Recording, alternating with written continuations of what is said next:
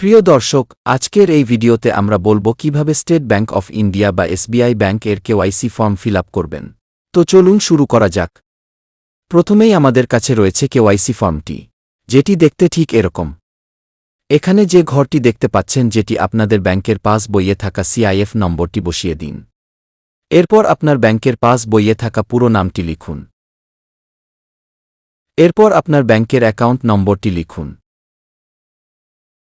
এরপর আপনার residential status অর্থাৎ আপনি কোথায় থাকেন আর অকুপেশন টাইপ অর্থাৎ আপনি কি করেন সেটার জায়গা আপনি যা সেটা টিক দিয়ে দিন। আমি রেসিডেন্ট ইন্ডিভিজুয়াল এই ঘরটি টিক দিয়ে দিলাম। অকুপেশন টাইপ অর্থাৎ আপনি কি কাজ করেন। আপনি যদি সরকারি চাকরি করেন তাহলে এস সার্ভিস নামে যে প্রথমকার ঘর আছে সেখানে টিক দিয়ে দিবেন। আপনি যদি স্টুডেন্ট হয়ে থাকেন তাহলে স্টুডেন্টর ঘরে গিয়ে টিক দিয়ে দিবেন। আর আপনি যদি ব্যবসা করেন তাহলে একদম শেষের ঘরটিতে অর্থাৎ বি বিজনেস এই ঘরটি টিক দেবেন। আমি ও আদার্স এই ঘরটিতে টিক দিয়ে দিলাম। এরপর নিচের দিকে যে এক্স নট ক্যাটাগরির স্পেসিফাইড নামে এই যে ফাঁকা অংশটি দেখছেন, এখানে আপনারা কিছু না দিলেও দিতে পারেন, এটা খুব একটা দরকার নেই। তার নিচের দিকে আপনার অ্যানুয়াল ইনকাম আর টার্নওভার অর্থাৎ বার্ষিক বছরে আপনি বাৎসরিক ইনকাম কত সেটা আপনি লিখবেন। আমি উদাহরণস্বরূপ 1,30,000 টাকা দিয়ে দিলাম। আপনি আপনার মতো আপনার বাৎসরিক ইনকাম দিয়ে দিবেন। এরপর আইডেন্টিফিকেশন ইনফরমেশন, যেটি আপনাদেরকে দিতেই হবে, দেওয়াটা বাধ্যতামূলক। যে দুটো ডকুমেন্টস আপনাদেরকে দিতেই হবে সেই দুটো হলো আধার কার্ড আর একটা প্যান কার্ডের নম্বর।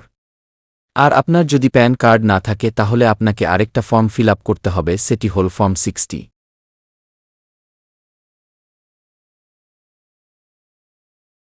আর এই ফর্ম 60 ফর্মটি কিভাবে ফিল আপ করতে হয় সেটার ভিডিও আমাদের চ্যানেলে আপলোড করা আছে, বা আমি আই বাটনে দিয়ে দিলাম, আপনারা দেখে নিতে পারেন।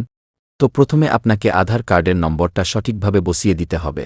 তারপর প্যান কার্ডের নম্বরটা আপনাকে দিয়ে দিতে হবে যদি থাকে। তারপর নিচের দিকে বলছে certified copy of any on of the following documents two be submitted, অর্থাৎ আপনাকে এই কেওয়াইসি ফর্মটির সাথে যে কোনো একটি আপনার আইডেন্টিটি ডকুমেন্টস জেরক্স কপি আপনাকে সাথে দিতে হবে। আপনি চাইলে passport, driving licence, voter card দিতে পারেন। যে কোনো একটা ডকুমেন্টস দিয়ে দিবেন জেরক্স করে। যে ডকুমেন্টটি দেবেন সে ঘরটিতে আপনাকে টিক দিতে হবে। আমি ভোটার আইডি এই ঘরটি টিক দিয়ে দিলাম।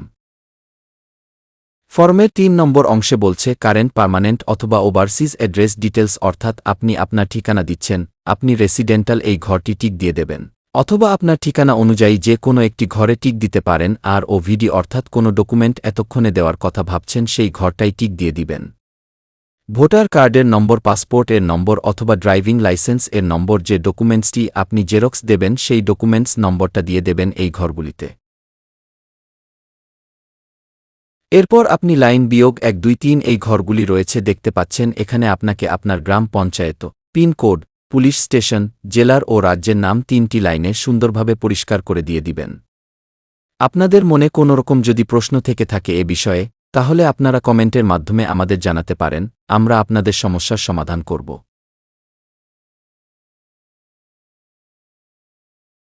এরপরেও ঠিক সেটাই বলছে, করেসপন্ডেন্স বা লোকাল অ্যাড্রেস ডিটেলস আপনি দিয়ে দেবেন উপরের 3টি লাইনের মতোই। গ্রাম, থানা, পোস্ট অফিস, জেলা এবং সর্বশেষ রাজ্য আপনি লিখে দিবেন লাইন 1, 2, 3 3 বার। 4 নম্বরে চাইছে আপনার মোবাইল নম্বর। আমরা কিন্তু একদম শেষের দিকে চলে এসেছি। 5 কন্ডিশন হিসেবে স্টেটমেন্টটা দেওয়া রয়েছে। আর একদম শেষে রয়েছে জমা দেওয়ার তারিখ। আর আপনি যেখান থেকে জমা দিচ্ছেন সে জায়গার নাম। আমি শিলিগুড়ি দিয়ে দিলাম। বাকি যে অংশটি দেখছেন সেটি আপনাদেরকে করতে হবে না, ওটা ব্যাংকের কাজ। এখানে আপনাকে আপনার সই করতে হবে বা আপনি বুড়ো আঙুলের ছাপ দিতে পারেন। আমাদের ফর্ম ফিল আপ একদম শেষ।